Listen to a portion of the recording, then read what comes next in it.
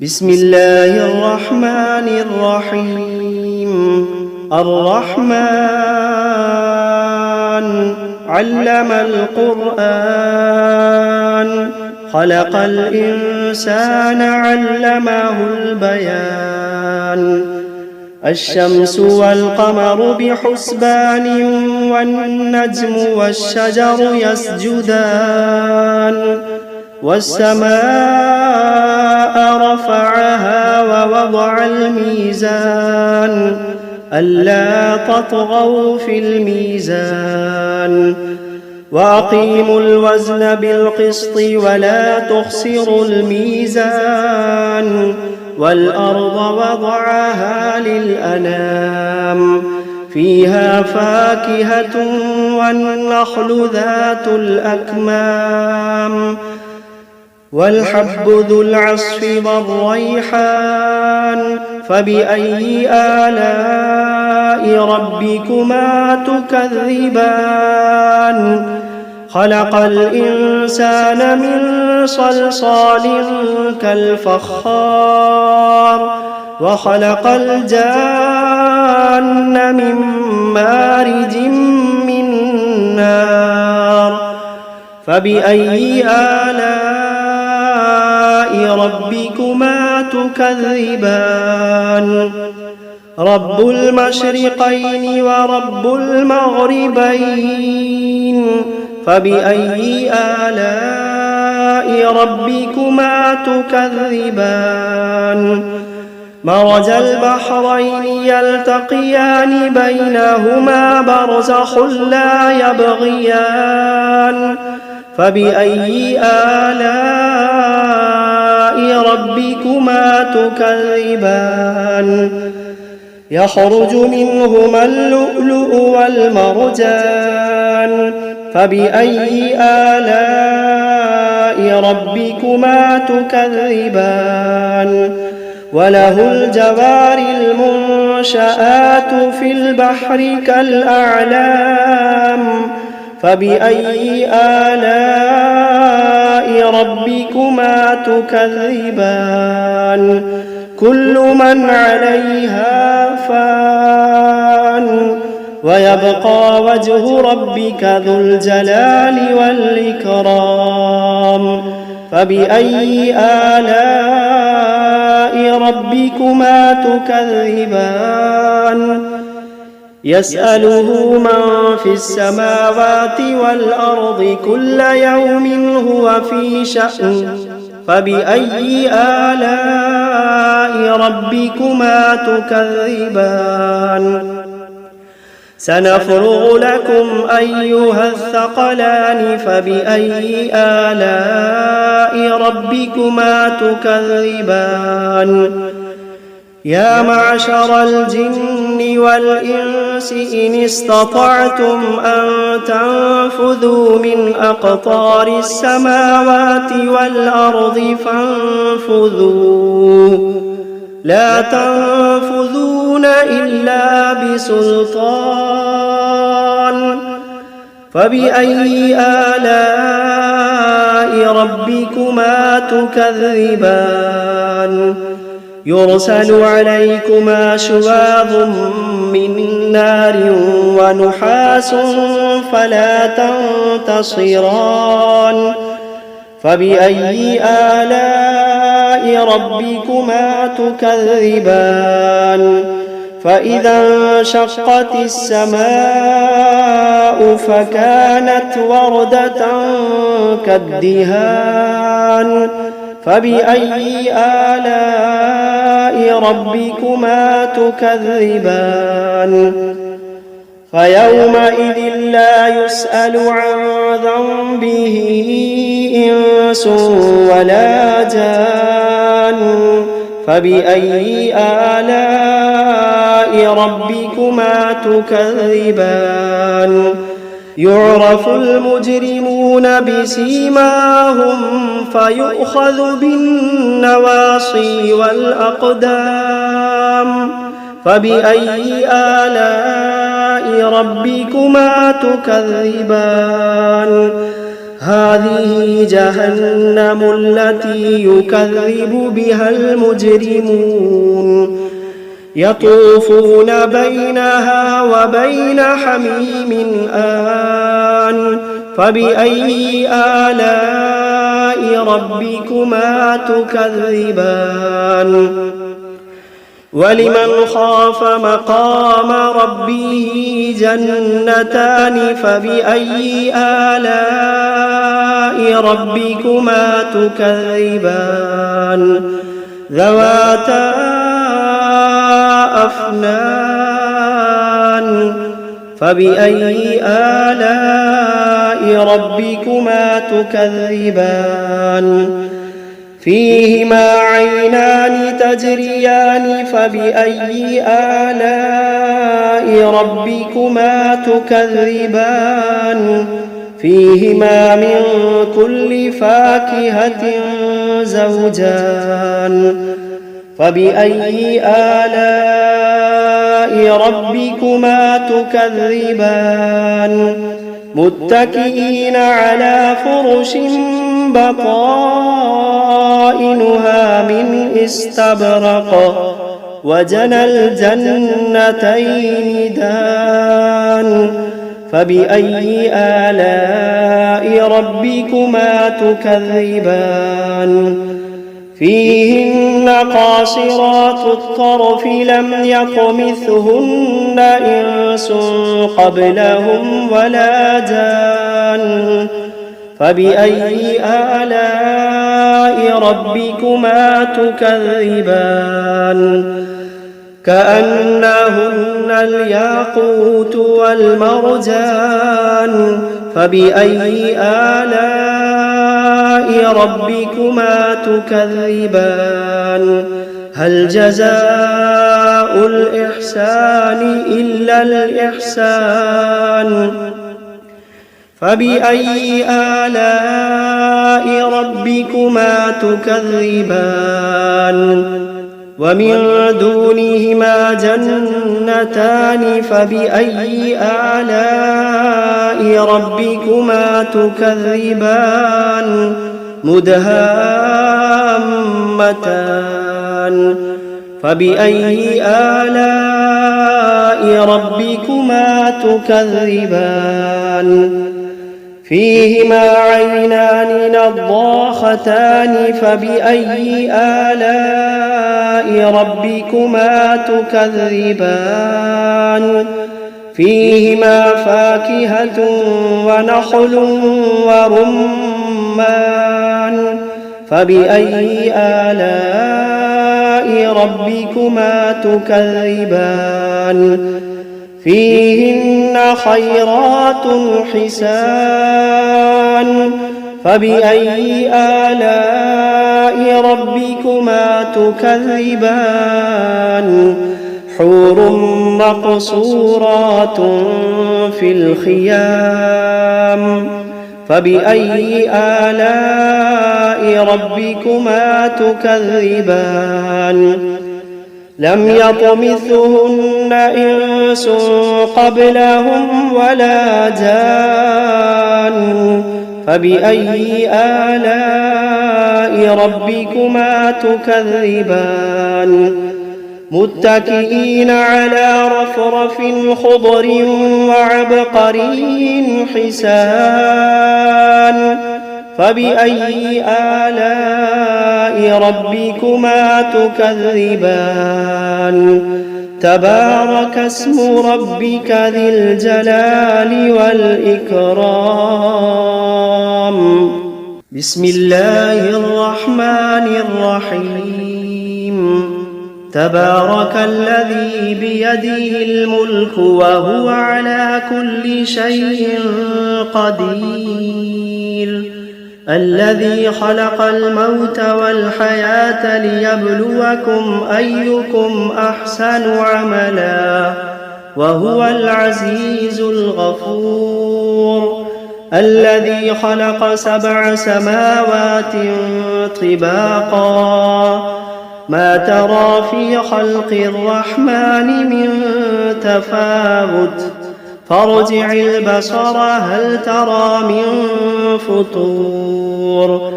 ثم ارجع البصر كرتين ينقلب إليك البصر خاسئا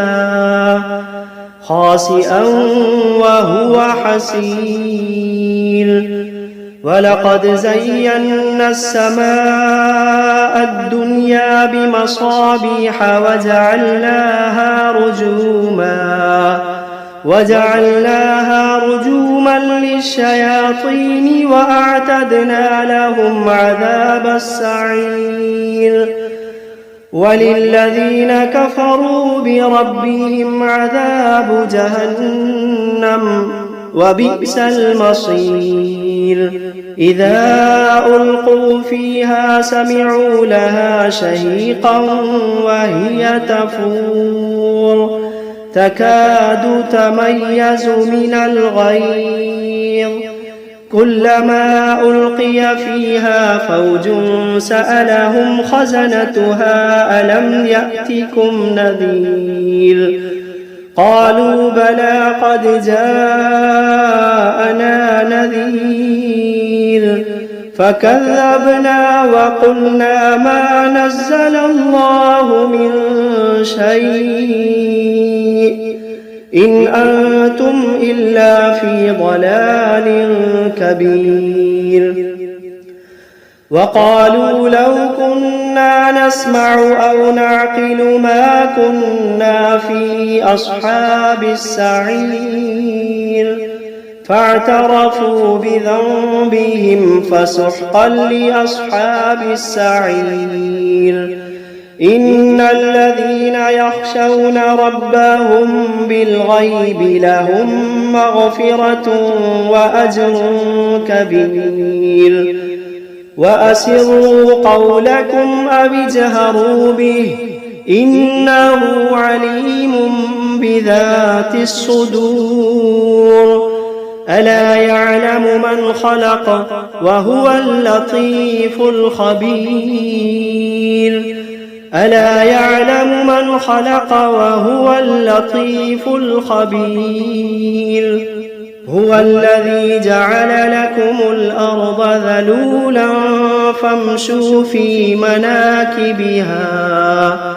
فامشوا في مناكبها وكلوا من رزقه وإليه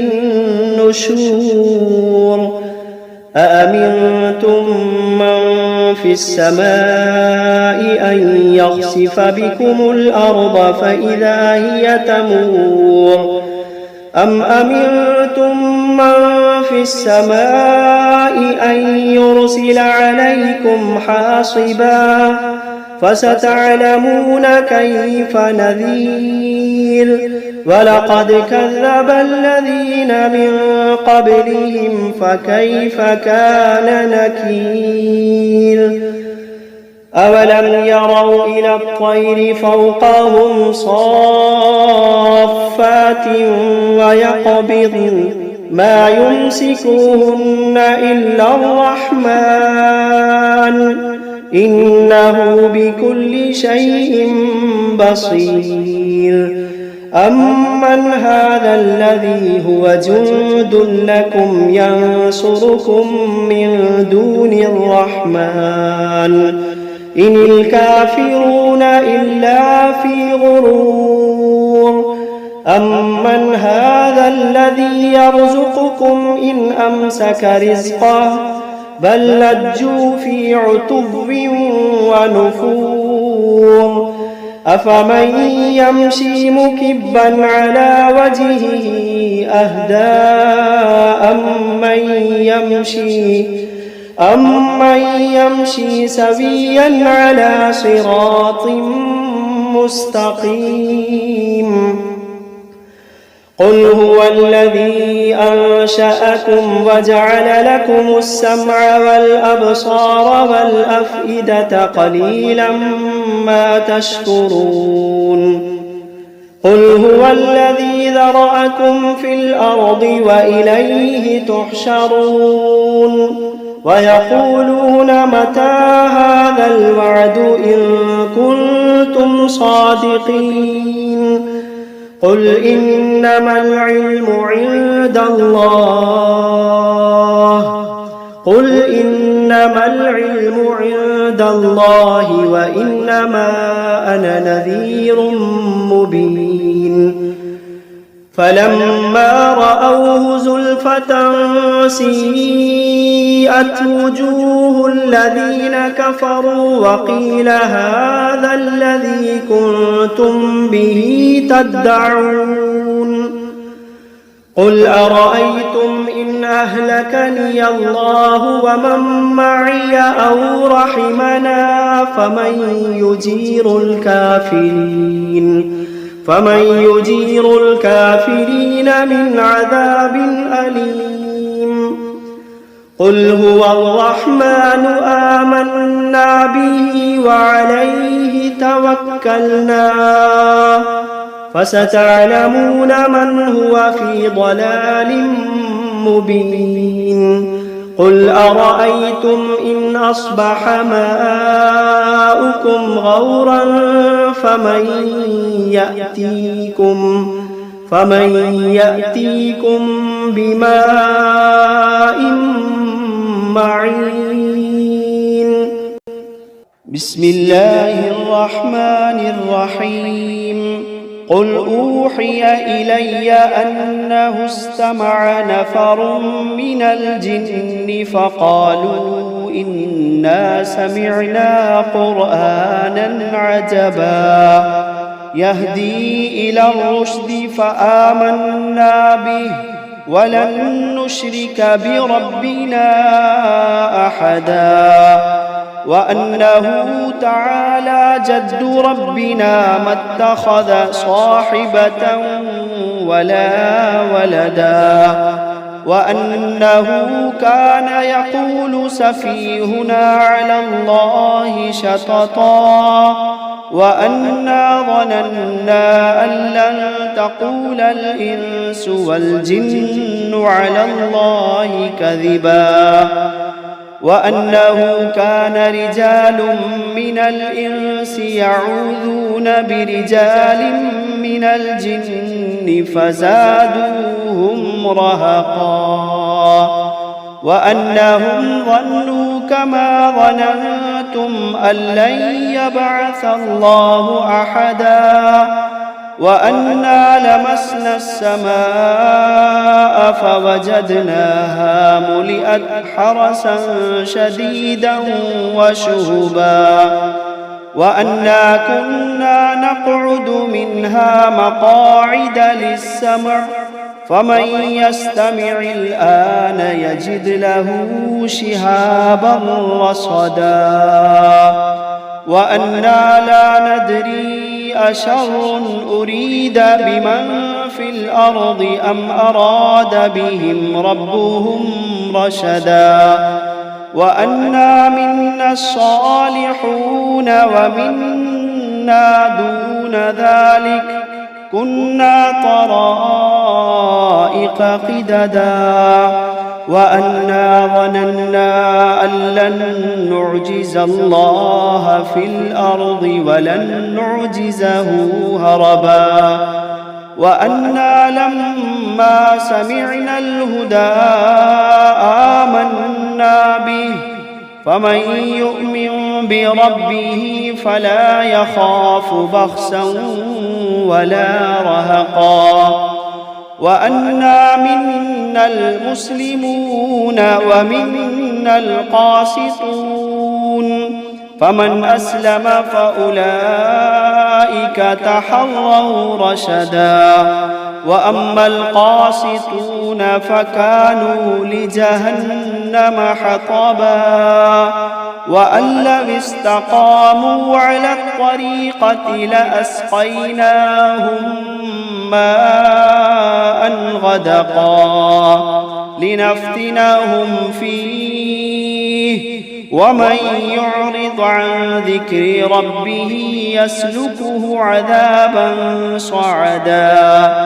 وأن المساجد لله فلا تدعوا مع الله أحدا وأنه لما قام عبد الله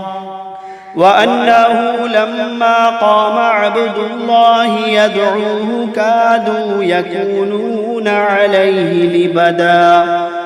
قل إنما أدعو ربي ولا أشرك به أحدا قل إني لا أملك لكم ضرا ولا رشدا قل إني لا أملك لكم ضرا ولا رشدا قل إني لن يجيرني من الله أحد قل إني لن يجيرني من الله أحد ولن أجد من دونه ملتحدا إلا بلاغا من الله ورسالاته ومن يعص الله ورسوله فإن له نار جهنم ومن يعص الله ورسوله فإن له نار جهنم خالدين فيها أبدا حتى إذا رأوا ما يوعدون فسيعلمون من أضعف ناصرا وأقل عددا قل إن أدري أقريب ما توعدون أم يجعل له ربي أمدا عالم الغيب فلا يظهر على غيبه أحدا إلا من ارتضى من رسول فإنه يسلك من بين يديه ومن خلفه رصدا ليعلم أن قد أبلغوا رسالات ربهم وأحاط بما لديهم وأحصى كل شيء عددا.